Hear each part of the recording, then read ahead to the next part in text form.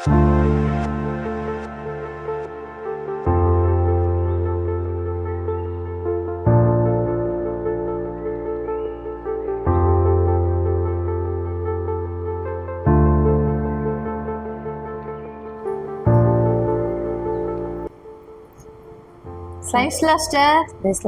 Savitha sister ரொம்ப சோகமா இருக்கீங்க? ஏன் சிஸ்டர் அதை கேக்குறீங்க?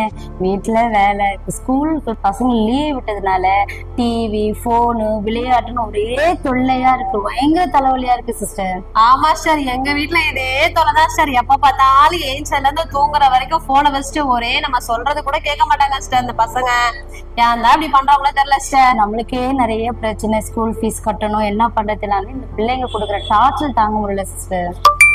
அட ஏதோ மெசேஜ் வந்திருக்கே சர்ச்ல இருந்து.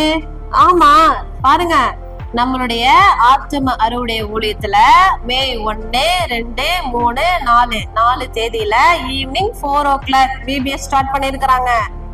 நம்ம பசங்களை அனுப்பி வைக்கணும் சிஸ்டர். கண்டிப்பா சிஸ்டர், பசங்களை எல்லாம் கூட்டிட்டு நம்ம போகலாம். உங்களுக்கு ஒரு வேலையே இல்லையா?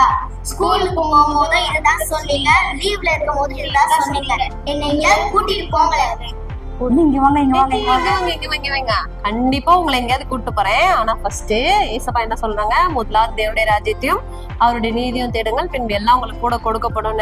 ஃபர்ஸ்ட் நம்ம சர்ச்ல விபிஎஸ் ஆரம்பிச்சிருக்காங்க. அந்த 4 நாள் கிளாஸுக்கு வந்து நீங்க 2 பேரும் அட்டென்ட் பண்ணுங்க. மே 1, 2, 3, 4 ஈவினிங் 4 o'clock. சரியா? நிறைய பசங்க வருவாங்க.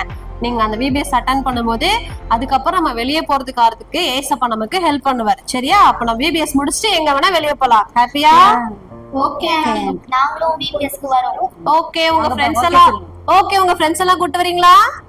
ஓகே, நீங்களும் எங்க கூட விபிஎஸ் வாங்க. ஆத்துமா அறுவடை ஊழியத்துக்கு நீங்களும் எங்க கூட விபிஎஸ் வாங்க. ஓகே சிஸ்டர், நம்ம பசங்களை நம்ம விபிஎஸ்க்கு அனுப்புவோம். ஓகே சிஸ்டர், எங்க பசங்களை நாங்க விபிஎஸ் அனுப்புறது போல உங்க பசங்களையும் நீங்க அனுப்ப ஆயத்தமா இருக்கீங்களா? எங்க நடக்குதுன்னு தெரியுமா? ஆத்துமாருடைய ஊழியம் ரேனிங் ஹாஸ்பிட்டல் ஆப்போசிட். வாருங்கள், கர்த்தருக்குள் உங்கள் புதையலை தேடுங்கள், சந்தோஷமாக பெற்றுக்கொள்ளுங்கள். ஆமென்.